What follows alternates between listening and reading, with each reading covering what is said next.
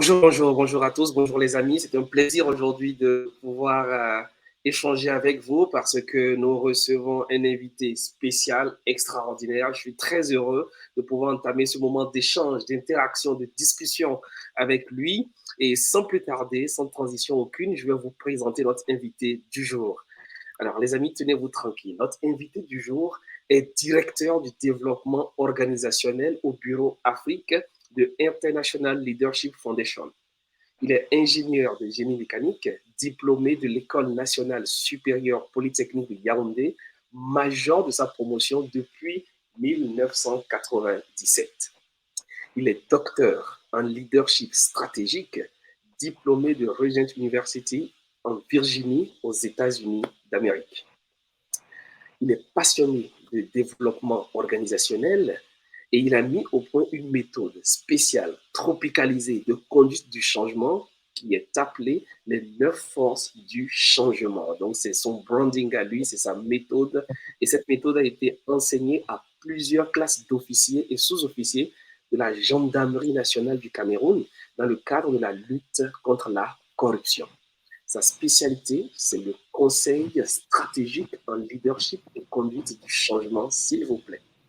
Missionnaire à la base, il jouit d'une expérience internationale dans le développement des leaders. C'est donc une personne que nous avons beaucoup d'intérêt à suivre. Il a influencé, tenez-vous bien, plus de 15 000 jeunes dans les lycées et les collèges d'Afrique à travers justement le Young Leaders Coaching. C'est un système de formation en leadership développé par lui-même et une équipe panafricaine d'intellectuels.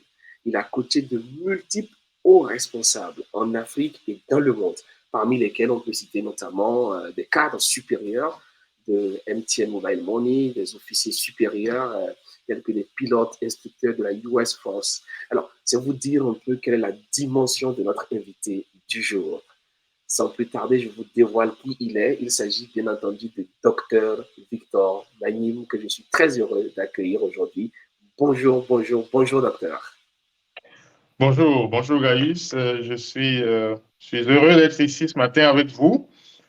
Et je suis d'autant plus heureux que notre audience, c'est les jeunes, c'est l'avenir de l'Afrique, ceux à qui nous devons passer le bâton. Je peux déjà vous dire d'entrée de jeu, euh, vous avez un challenge très intéressant et je pense que vous allez révolutionner ce continent parce que vous avez tout ce qu'il faut pour le faire. Vivement le retour de la très grande Afrique avec vous, les jeunes, parce que vous êtes capables de le faire. Et voilà, je suis content d'être ici.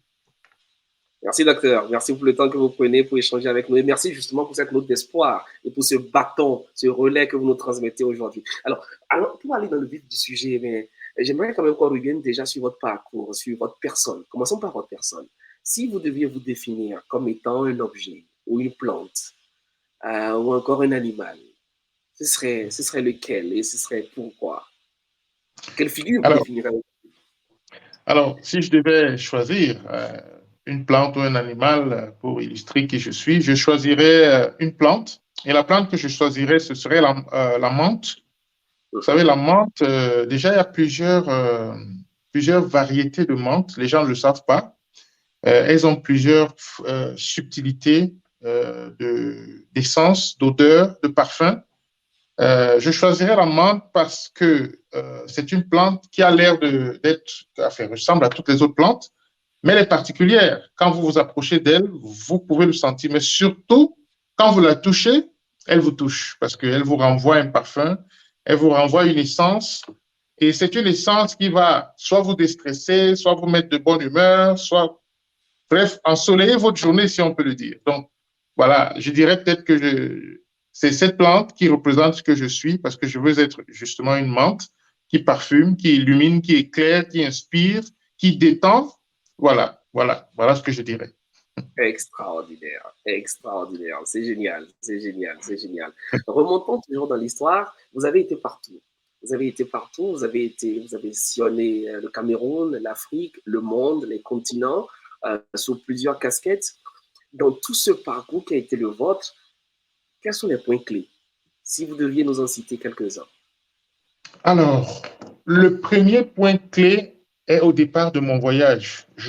pense que pour le dire, je dirais que c'est au moment où je me suis rencontré moi-même, où j'ai rencontré moi-même, où j'ai rencontré ma vocation, ma passion, où j'ai été un peu, je dirais, délivré du piège de la peur. Parce qu'en règle générale, surtout dans un espace d'insécurité comme le nôtre, c'est encore plus vrai pour les jeunes, où on grandit en voyant l'insécurité tout autour de nous, on a tendance à être gouverné par la peur et on réfléchit en termes de recherche d'un lieu de refuge.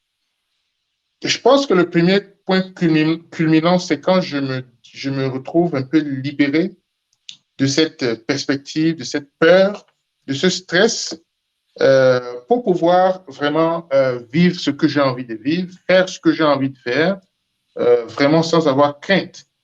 Alors, c'est vrai que mon expérience, comme vous l'avez dit dans ma bio, puisque je suis missionnaire, mon expérience va avoir une perspective chrétienne, mais je pense que ce que je vais dire peut être valable, quelle que soit la perspective religieuse que l'on a, que l'on soit chrétien ou musulman ou d'une autre religion. La rencontre avec soi-même, c'est une espèce de situation dans laquelle on a le sentiment qu'on s'est aligné à la raison d'être, à notre raison d'être. Et je crois que c'est le point culminant. Et ça a toujours guidé mon parcours. Ça m'a libéré de la peur. Et donc, ça m'a donné une très grande capacité de prospective, une capacité d'analyse. Je suis beaucoup plus en mode prospective, action stratégique, qu'en mode réaction, réparation. Euh, voilà un grand point culminant, vraiment, je dirais, cette rencontre avec moi-même, avec ma vocation, dans ma perspective chrétienne, bien sûr. Je suis d'accord que ça a l'air extrêmement important et peut-être essayons de creuser un peu plus. Qu'est-ce que ça veut dire, la rencontre avec soi-même? Vous dites se libérer de la peur, se libérer des appréhensions. Pour moi, jeune qui vous écoute, ça veut dire quoi ce moment de rencontre avec soi-même et comment sait-on qu'on l'a vécu? Alors, je vais mettre des termes concrets et simples Très bien, ici. Je vais mettre des termes concrets et simples pour que les jeunes qui nous écoutent puissent transférer, enfin, puissent donner un contenu. exact. La rencontre avec soi-même, d'abord, ça commence par le jour où la rencontre se produit. La première étape de la rencontre avec soi-même, c'est de comprendre qu'est-ce qu'on a comme talent, qu'est-ce qu'on a comme passion, qu'est-ce qu'on a comme don, qu'est-ce qu'on fait facilement et aisément, n'est-ce pas? À quoi est-on excellent? Et puis, on peut aussi se poser la question, quels sont les problèmes qui nous irritent? Quelles sont les choses qu'on voit autour de nous qu'on a envie de changer? En général, l'homme vit dans une dichotomie dans laquelle il connaît ces choses, mais petit à petit, ça s'éloigne parce que ces choses ne semblent pas être les choses qui vont lui donner un avenir socio-matériel Immédiat. qu'il recherche. Oui. Alors, la rencontre, c'est le moment où on décide d'investir son temps et son énergie pour poursuivre sa passion, sans avoir à craindre voilà, pour sa sécurité socio-matérielle. Et je peux le dire, et j'en suis la preuve, que quand on poursuit sa passion, on finit par sécuriser également de manière socio-matérielle ce dont on a besoin. Parce que quand on fonctionne dans le couloir de sa vocation, on est naturellement excellent. On travaille dur naturellement sans souffrir parce qu'il n'y a plus de dichotomie entre le travail et le plaisir. Et quand vous travaillez dur dans un domaine dans lequel vous avez du talent, OK, et vous travaillez avec passion, vous allez forcément entrer dans la sphère de l'excellence. Et quand vous êtes dans la sphère de l'excellence, même si vous êtes un coiffeur ou un cordonnier, vous allez forcément être à l'aise de manière socio-matérielle. Je pense que ça, c'est une petite démonstration. À cela, on peut greffer. Je veux vraiment donner un contenu qui serait accessible et compréhensible, quelle que soit la perspective religieuse de ceux qui m'écoutent. Mais si je mettais peut-être ma perspective en tant que chrétien, ce n'est pas loin également de la rencontre avec Dieu. N'est-ce pas? C'est pas loin de la rencontre avec Dieu. J'espère que c'est moins théorique, j'espère que c'est plus concret. Donc, à vous les jeunes qui écoutez, je dirais tout simplement, ne vous détournez pas de vos rêves. Ne négligez pas vos talents et vos passions. C'est vrai que nous vivons dans un espace d'insécurité et dans une société de personnes paniquées, mais ne paniquez pas. faites ce qui vous passionne. Et comme j'ai pris l'exemple tout à l'heure, même si c'est la cordonnerie, si vous le faites avec excellence, vous essayez de rechercher l'excellence, vous frottez au grand, apprendre, travailler durement, vous allez faire des chaussures que vous allez vendre au président de la République, tout simplement. Magnifique. Magnifique. Docteur, si on veut revenir, si un jeune qui nous écoute là veut être encore plus concret que cela et il veut documenter ses étapes, il veut écrire ces questions que vous avez listées tout à l'heure là, ce seraient lesquelles? Est-ce que vous pouvez revenir sur quelques grandes questions auxquelles il doit répondre aujourd'hui, demain, rapidement, pour se mettre en route vers la rencontre avec lui-même? Alors, premièrement, à la base, et ça, je n'avais pas encore abordé cet aspect, à la base, il faut se donner une raison de vivre. Hein. On ne vit pas pour manger. Excellent. On ne vit pas pour manger. Ça, et je le dis au sens figuré. Donc, on ne vit pas pour gagner de l'argent, pour gagner de la puissance, gagner de la force. Ces choses sont très importantes, mais ces choses vous suivent quand vous avez la bonne raison de vivre. On vit pour servir. On vit pour servir notre communauté. On vit pour résoudre un problème. On vit pour créer. On vit pour enrichir la communauté de notre contribution sur la base de ce que Dieu a mis en nous et qui est spécifique à nous et que nous pouvons ressortir. Quand vous avez mis ce fondement en place et que vous avez la bonne raison de vivre, vous devez donc vous poser la question, quels sont mes dons, quels sont mes talents, quelles sont les choses qui me passionnent vraiment? Est-ce que je suis passionné de mathématiques? Je les fais. Est-ce que je suis passionné d'histoire? Est-ce que je suis passionné d'art, d'écriture, de sport? Qu'est-ce qui me passionne? C'est l'une des questions très importantes. À cette question, vous pouvez vous poser la question également, qu'est-ce qu'il y a comme opportunité autour de moi? Et les opportunités peuvent être en termes de problèmes à résoudre ou tout simplement de services à rendre ou de biens à produire qui sont attendus des autres. Donc, quelles sont les opportunités? La rencontre se fait à ce carrefour dans lequel, dans le fondement, vous avez la bonne raison de vivre, vous identifiez qu'est-ce que vous avez de particulier, quels sont vos talents, vous identifiez quels sont les besoins dans la société. À ce point de rencontre, forcément, la sécurité socio-matérielle va se manifester. Et puis, on aura la joie. Nous voulons une Afrique, nous voulons le retour d'une Afrique créative, parce que cette Afrique a existé. D'une Afrique de très haute créativité. Ça fait des siècles que nous, les Africains, avons privé le monde de notre génie créateur. Et nous ne pourrons pas le faire, nous ne pourrons pas le ressusciter si nous continuons d'être une société de personnes paniquées, de personnes qui ont peur, de personnes qui se retrouvent dans les couloirs qui ne correspondent ni à leur talent, ni à leur passion, ni à leur vocation. Donc, des personnes frustrées. Sachez qu'on ne devient pas heureux en ayant beaucoup d'argent. On devient heureux en faisant ce qui nous passionne et en servant les gens. Mais aujourd'hui, on a quand même l'impression que c'est lorsqu'on arrive à ce niveau de réalisation-là qu'on dit aux autres qu'il ne faut pas justement mettre cela en avant. Par exemple, vous êtes docteur, vous êtes missionnaire, vous avez voyagé de par le monde, vous avez étudié aux États-Unis, vous avez rencontré des grands leaders, vous avez coaché des dirigeants seniors. Alors, comment expliquer que ce parcours a quand même été jalonné de certains défis? À quoi est-ce que vous avez fait face en tant que Camerounais, en tant que jeune Africain? C'est quoi votre histoire? Bon, votre question est très claire, vous me voyez rire parce que je vais la redire, je vais la retraduire parce que j'aimerais, je crois entendre exactement, je crois que ce que vous venez de dire, les jeunes le savent, ils sont d'accord avec vous et je vais le redire pour qu'ils comprennent que j'ai très bien compris.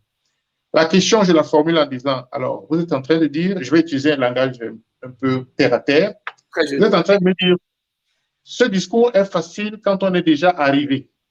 Excellent. Mais est-ce que ça marche? Est-ce qu'on peut le recevoir? Est-ce qu'on peut se l'approprier quand on se cherche encore? Voilà. La réponse est simple. La rencontre dont je vous parle ne s'est pas produite aujourd'hui. Cette rencontre s'est produite il y a plus de... Quand j'étais un jeune sortant de l'université. J'étais en 5e année à l'école polytechnique, je préparais mon mémoire, quand j'ai décidé que j'allais poursuivre ma passion. Donc, ce n'est pas impossible. Poursuivre ma passion, je vais mettre le contenu concret pour que vous compreniez. Et c'est là où je dis, la dimension vraiment de la spiritualité ne peut pas être mise de côté, quelle que soit la perspective de votre spiritualité. Quand je sors de l'école polytechnique, vous avez vu mon parcours tout à l'heure, vous n'avez pas vu que j'ai travaillé comme ingénieur dans une entreprise. Parce que j'ai perçu et senti des choses qui m'interpellent, j'ai décidé de prendre le risque de les poursuivre. Tout simplement. Après l'école polytechnique, je suis allé faire ma formation théologique, ma formation de missionnaire, et je me suis engagé passionnément à le faire. Pour faire quoi? Pour servir les gens. Bien sûr, l'instrument des capacités de l'ingénieur était là parce que ça m'a permis de faire ce travail de missionnaire avec toute l'intelligence d'un ingénieur. Et c'est ça qui me permet de m'élever, parce que je le fais avec passion, parce que je le fais avec joie. Je mets ces instruments là-dedans. Et c'est pour ça que je peux exceller. Et j'avance, et parce que je recherche l'excellence, je réalise à un moment donné qu'il y a des connaissances et des compétences dont j'ai besoin et que je n'ai pas. C'est ça qui me ramène à l'école. Et c'est à travers l'excellence dans laquelle je travaille, c'est ça qui me donne l'envergure qui me permet d'avoir les moyens d'aller fréquenter aux États-Unis. C'est ça. Donc, je dirais que penser qu'il faille arriver avant d'embrasser sa vocation, c'est mettre vraiment les bâtons avant, comment dire ça, la charrue avant les bœufs. Il faut d'abord embrasser sa vocation et le reste va suivre. Le reste va suivre. Donc, j'espère que ça répond à la question de savoir, voilà, quelle est mon histoire et pourquoi, est-ce qu'il faut s'engager parce qu'on est déjà arrivé? J'espère. Ça y répond très bien. Et justement, parlant de passion, parlant de vocation, est-ce qu'il ne s'agit pas quelque part d'un luxe pour certains jeunes Africains qui sont confrontés à des défis? Vous l'avez dit tantôt, il y a des défis existentiels. On a besoin quand même de manger pour vivre. Il y a besoin de s'occuper parfois très rapidement de ses jeunes frères, de ses parents. Est-ce que tout jeune Africain qui vous écoute quelque part à Niamey, quelque part à Ouagadougou, quelque part à Lomé au Togo, et qui est vraiment confronté au défi voilà, d'étudier dans des conditions que vous imaginez très bien, de manger à sa faim, d'avoir 2, 3 repas par jour, de se chausser, de se vêtir, est-ce qu'il peut vraiment se payer le luxe de se dire c'est d'abord ma passion, c'est d'abord ma passion, c'est d'abord ma passion, plutôt que de rechercher le pain quotidien, le strict minimum, le strict nécessaire? Alors, le challenge, c'est que les gens ont tendance à penser qu'il y a une dichotomie entre sa passion et le pain quotidien. Il n'est pas dit que la passion des gens, c'est de ne rien faire. La passion des gens, c'est bien de produire des biens, des services dans un domaine qui les passionne, même s'ils sont d'un ordre social. Vous savez, comme nous autres, moi, mon premier engagement était d'un ordre social. J'étais ni dans la production du maïs, ni dans la vente des services de marketing. Et les gens peuvent penser que sa passion, c'est forcément quelque chose qui ne rapporte pas. Ce n'est pas vrai. Ce n'est pas vrai. Votre talent, moi, je vois mes enfants là. J'ai un enfant, je vois qu'il est passionné d'ingénierie, ce garçon. Il m'a déjà émis des idées d'invention incroyables. Un jour, il m'a dit, par exemple, parce qu'il a il a une pensée extrêmement créative. Il m'a dit il pense à inventer un évier qui serait une machine à laver des assiettes. Vous savez qu'il y a l'évier de cuisine et il y a aussi la machine à laver des assiettes. Il m'a dit qu'il pense à inventer un truc où quand on a fini de manger, c'est là où on place directement et après on revient trouver sa propre.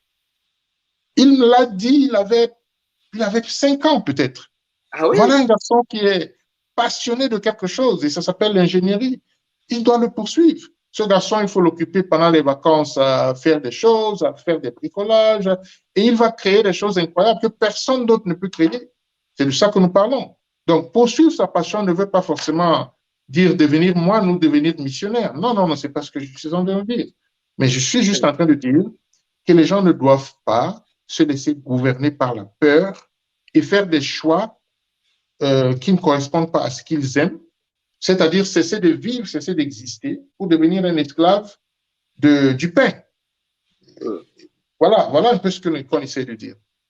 J'aime bien cette formulation. Ne pas devenir un esclave du pain et ne pas se laisser gouverner par la peur. Ça, c'est excellent. J'espère que chaque jeune a noté cette grande phrase qui me parle déjà à moi-même. Et il faut surtout se souvenir que le pain en abondance est toujours la conséquence du fait d'embrasser sa vocation, quelle qu'elle soit. Le Quelle qu'elle pain soit. en abondance est toujours la conséquence du fait d'avoir embrassé sa passion. Oui. Excellent. Ah, ça c'est fort, ça. Ça c'est fort. Super. Alors, allons plus loin. J'ai comme l'impression que le leadership a toujours été au cœur de votre parcours. Que, que représente le leadership pour vous? Vous qui avez construit tout un programme, toute une méthode derrière cette thématique. Oui. Oui, le leadership a toujours été au cœur de mon parcours. Dans un premier temps, on a travaillé pendant 10 ans pour d'abord créer un curriculum sur le papier, le tester sur le terrain. En règle générale, hein, moi, j'ai toujours été passionné de ce que j'appellerais la transformation, parce que vous voyez que même dans mon thème de ma thèse, j'ai travaillé sur le changement du comportement et comment y arriver. J'aime la transformation. La transformation est la clé du bonheur. Être transformé soi-même, transformer les gens, transformer les choses autour de nous. Et même quand vous regardez la chaîne de la valeur en économie, c'est toujours des questions de transformation. Prendre une terre et en faire quelque chose qui produit de la patate. Prendre de la patate et en faire une farine. Prendre de la farine et en faire un pain. Ainsi de suite. Prendre du pain et en faire un sandwich. Donc, la transformation a toujours été au cœur. A toujours été au cœur. Et donc, leadership et transformation, ces choses vont ensemble. Moi, je suis spécialisé dans le leadership transformationnel, c'est-à-dire la version du leadership qui transforme l'homme, qui transforme la société et qui nous amène tous vers une situation de l'excellence. Oui, le leadership, c'est très important. Je crois que c'est le cœur du changement de notre continent. C'est vrai que le terme leadership est utilisé par tout le monde. Peut-être, ce n'est pas exagéré de dire même qu'il est utilisé à tort et à travers. Oui. Mais si nous définissons le leadership tout simplement comme ce processus d'influence par lequel on fait des choses merveilleuses, alors chacun peut mettre un contenu là, mais je mettrai le mien également, mais on fait des choses merveilleuses avec des gens et à travers des gens et de façon régulière. En ce moment-là, la destination du leadership, c'est des personnes meilleures, c'est des situations meilleures, c'est des processus meilleurs, c'est des produits meilleurs, c'est des clients meilleurs et en meilleur état, c'est même des fournisseurs de services. Dans le principe du leadership transformationnel, le leader veut faire gagner tout le monde parce que son propre gain ne peut être pérennisé que si tout le monde est à l'aise. Très bien. Ouais. Très bien. Et dans ce sens-là, si je vous demandais de nous définir, de nous donner la définition de Dr Victor pour le jeune leader africain. Alors, quelle définition? La définition du leadership? Non, la définition du jeune leader africain pour vous. Qu'est-ce que c'est qu'un jeune leader africain? Alors, je commence par africain. Très bien. Un jeune leader africain est africain d'abord. Il doit avoir un sens de son identité assez noble. Ça doit être une personne qui tient à la dignité de son identité. Et donc, il doit être bien éduqué pour apprendre à se faire. Il doit se respecter et il doit apprendre à se faire respecter.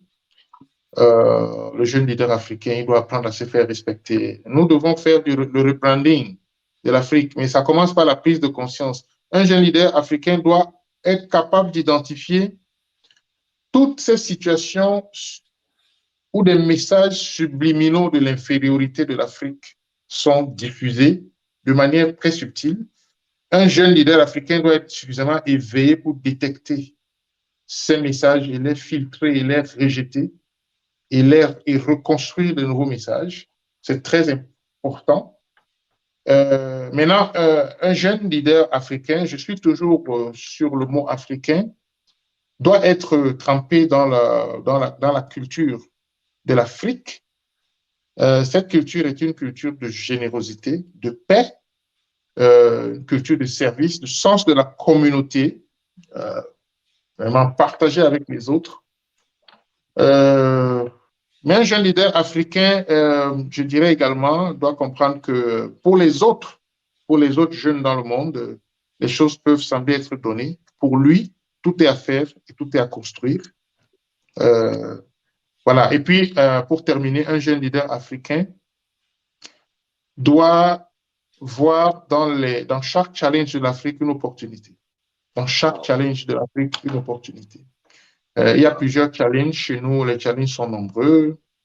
Il faut produire de la nourriture parce qu'on n'en a pas suffisamment. On n'en a pas en abondance. Pourtant, il y a des terres, les terres arables. J'ai lu un article de Harvard Business Review qui dit que Les terres, je crois que l'Afrique doit avoir les 2 tiers des terres arabes du monde qui sont non cultivées actuellement. Les terres arabes non cultivées du monde, actuellement, les 2 tiers de ces terres se trouvent en Afrique. Donc, grosse opportunité. Pourtant, on n'a pas le pain. Regardez la crise de l'Ukraine qui a bloqué le blé en Ukraine et on est là à crever alors qu'il y a des forêts, des savanes fertiles où on peut cultiver du maïs où il n'y a pas de culture. Alors, la chose s'explique, hein? La chose s'explique. Il y a toute une ingénierie qui ne rend pas les choses faciles parce qu'il faut du capital pour investir, il faut le contrôle de la monnaie, il faut un esprit de solidarité. Et peut-être que ça va m'amener, puis j'étais un peu sorti du sujet, j'y reviens. Le jeune leader africain doit avoir une très forte conscience de l'Afrique. Les jeunes Africains doivent créer un espace de discussion où ils peuvent discuter de l'Afrique dans l'intimité. Un espace de discussion pour échanger au sujet de l'Afrique dans l'intimité. Dans l'intimité. Dans l'intimité. C'est très important. Vous savez, les gens voient Dubaï aujourd'hui, ils vont là-bas faire des photos. Les gens ne savent pas ce que Dubaï était dans les années 70. C'était les bidonvilles partout. Et ils ont du pétrole, nous en avons. On a plus que ça. On a le coltan, on a le diamant, on a le cuivre, on a le... Qu'est-ce qui arrive après au Niger, là? Ça s'appelle l'uranium. On a tout. On a le pétrole. On a tout. Mais on n'a pas un espace où on peut discuter de l'Afrique en tant qu'Africain et dans l'intimité. Hein, dans l'intimité. Et il faut qu'on puisse, les jeunes, vous qui nous écoutez, il y a des futurs présidents de la République parmi vous, les futurs ministres et autres. Souvenez-vous de cette parole. Si nous autres ne réussissons pas à créer cet espace de discussion où nous pouvons parler de l'Afrique dans l'intimité, vous devrez le faire. Parce que quand vous serez capable de parler de l'Afrique dans l'intimité, vous serez capable de réfléchir au sujet de l'Afrique et de décider et d'informer le monde de ce que vous avez décidé et de le faire de manière très stratégique en ayant développé votre arbre des parties où vous dites que si à ce carrefour, ceci se produit, nous faisons cela. Si à tel carrefour, ceci se produit, si c'est l'option A qui se matérialise, voici ce qu'on fait. Si c'est l'option B, voici ce qu'on fait. Et vous vous organisez de manière intelligente. Moi, j'aimerais revoir cette Afrique des Sundiata Keita et des grands Africains renaître où nous serons capables d'aider le monde. Vous savez, c'est par ignorance que le monde pense qu'il doit troubler ainsi le continent. Parce que les Africains ils sont essentiellement bons et généreux. Nous ne ferons de mal à personne. Absolument. Nous ne nous vengerons contre personne et ils seront heureux parce que nous les rendrons tous heureux également. C'est vous les jeunes qui devez le faire. C'est vous les jeunes. Donc, un jeune leader africain est africain dans sa culture. Et maintenant, il est stratégique. Je crois qu'il y avait de la stratégie dans ce que j'ai dit. Je crois que c'est les 2 choses que je peux évoquer. Et il est profondément humain aussi. Le concept de Ubuntu, la spiritualité qui consiste en la générosité, le sens de leur communauté, le sens de la solidarité. Très bien. Voilà les éléments que je mets là-dedans, dans le jeune leader africain. J'espère que c'est une réponse suffisamment édifiante pour les jeunes qui nous écoutent. Absolument, absolument. Et justement, dans cette reconstruction de l'Afrique, dans cette transformation de notre espace et de nos opportunités, cette initiative I Transform Africa a décidé de construire cela autour des valeurs. Que pouvez-vous nous dire à propos des valeurs? Mais les valeurs, c'est le cœur du leadership. Est-ce que vous savez que, j'aime à le répéter, hein, presque à chaque occasion où je peux m'exprimer, quand on parle des valeurs, bien sûr, les valeurs positives, je prends l'exemple de l'honnêteté, qui est l'une des caractéristiques d'une personne intègre. Est-ce que vous savez que les recherches scientifiques prouvent que l'honnêteté est la qualité la plus recherchée par les personnes que vous dirigez? Ça, c'est vrai dans toutes les macro-cultures du monde, c'est-à-dire que ce soit en Amérique du Nord, Amérique latine, en Afrique, en Europe, en Asie. Il y a un système de recherche qui fait des sondages tous les 2, 3 ans, depuis plus de 30 ans, et qui pose, entre autres questions, la question de savoir quelles sont les qualités les plus recherchées auprès des gens qui vous dirigent. L'honnêteté est toujours venue number one depuis plus de 30 ans. Et la raison est simple. Vous savez, dans le processus du leadership, ceux qui vous suivent le font sans contrainte. Ils le font parce qu'ils adhèrent. Et pour adhérer, il faut faire confiance. Alors, votre honnêteté est le carburant que vous avez et qui amène les gens à vous faire confiance. Je n'ai pris là que l'exemple de l'honnêteté. Les gens pensent que des notions comme l'honnêteté sont des idées de fakirs et de moines, comme disait Jean-Paul Sartre, je crois que c'est lui qui a dit ça. Dans les mains sales. Il a dit que j'ai plongé les mains sales, je les ai plongées dans la mer et que, voilà, l'honnêteté et autres, c'est une idée. Non, ce n'est pas vrai. Ce n'est pas vrai. Vous savez, le capital, le premier et le principal capital d'une entreprise, c'est sa réputation, n'est-ce pas?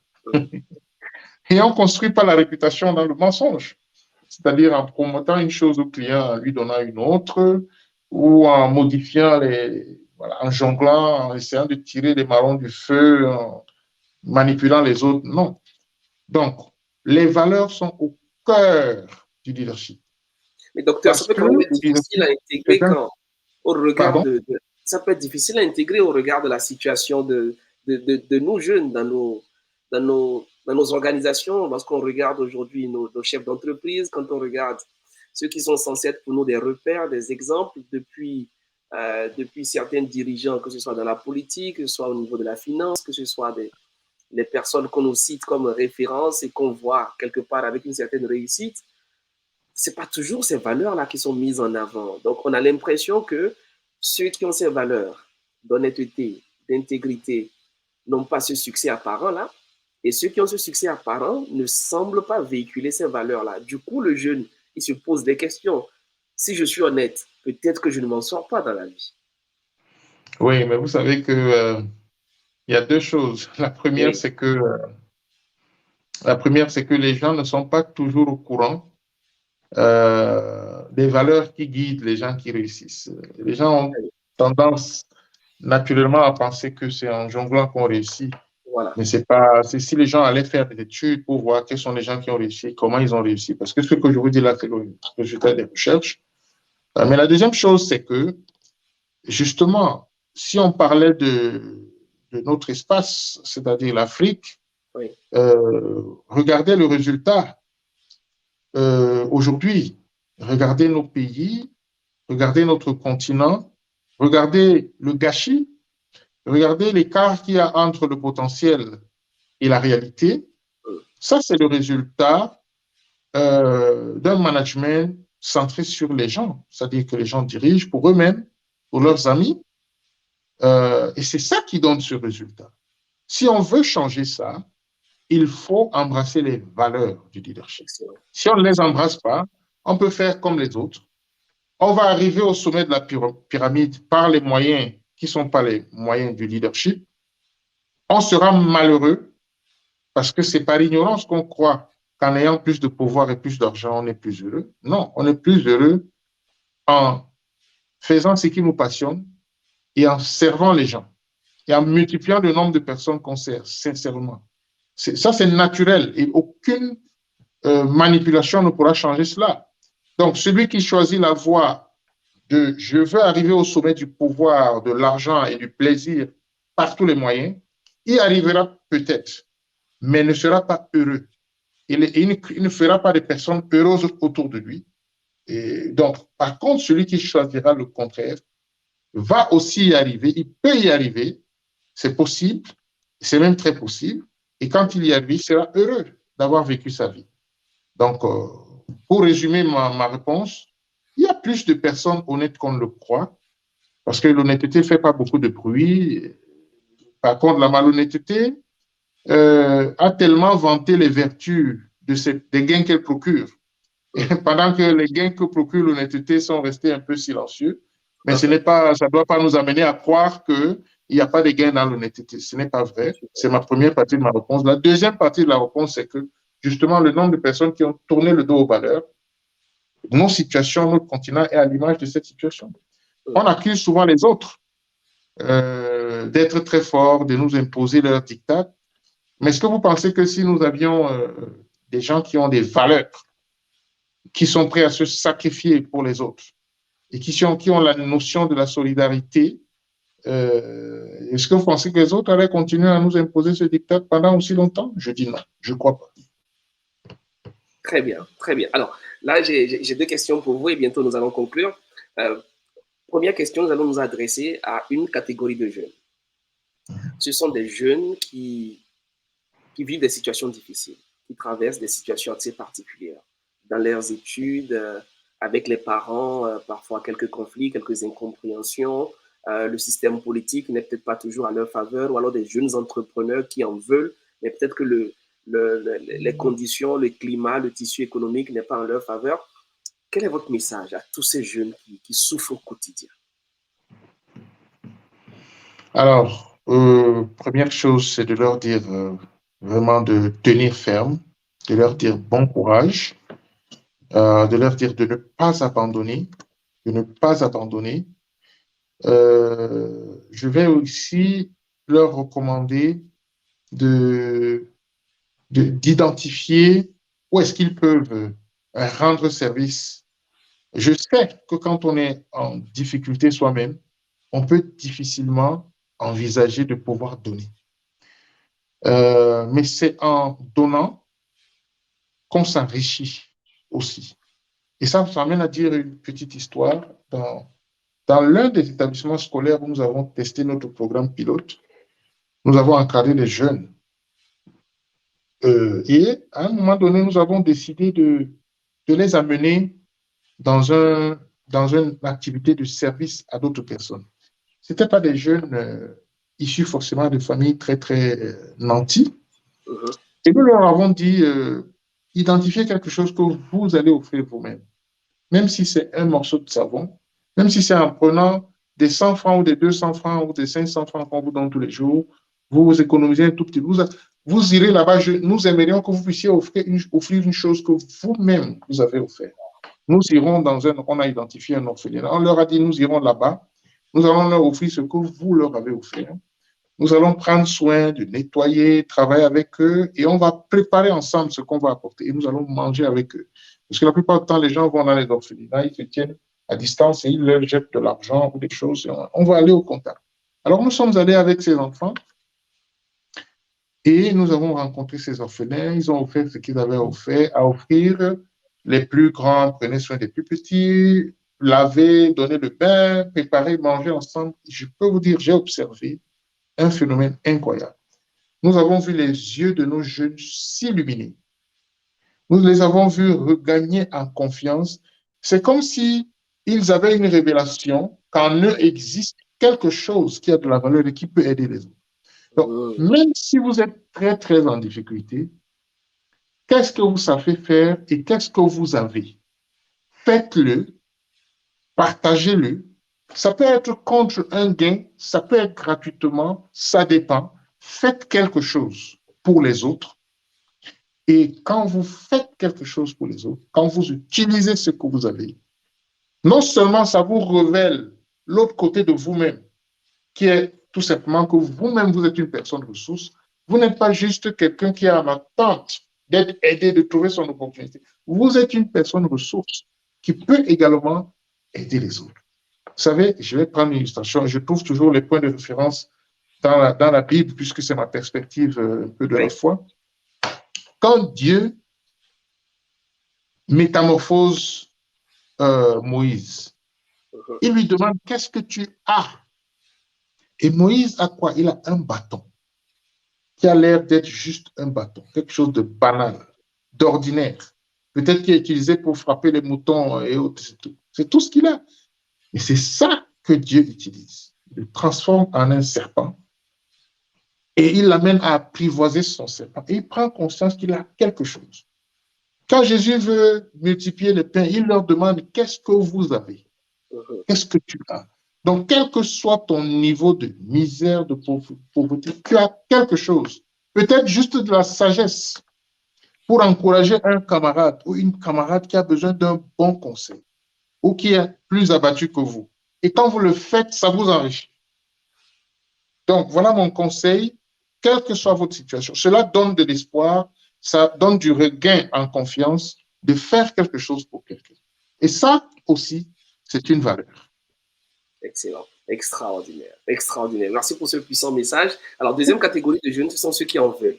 Ceux qui veulent vraiment gravir les échelons, ceux qui veulent être au sommet, ceux qui veulent gagner beaucoup d'argent, ceux qui veulent avoir des grosses voitures, ceux qui veulent posséder des maisons, être en voiture, en jet privé, tous ceux qui veulent de la visibilité sur les réseaux sociaux. Cette jeunesse qui a l'impression de vouloir régner sur le monde.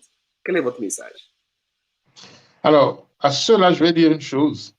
Votre succès sera mesuré à la qualité et à la quantité de biens que vous avez fait à d'autres personnes, à la qualité et à la quantité de la valeur que vous avez ajoutée aux autres.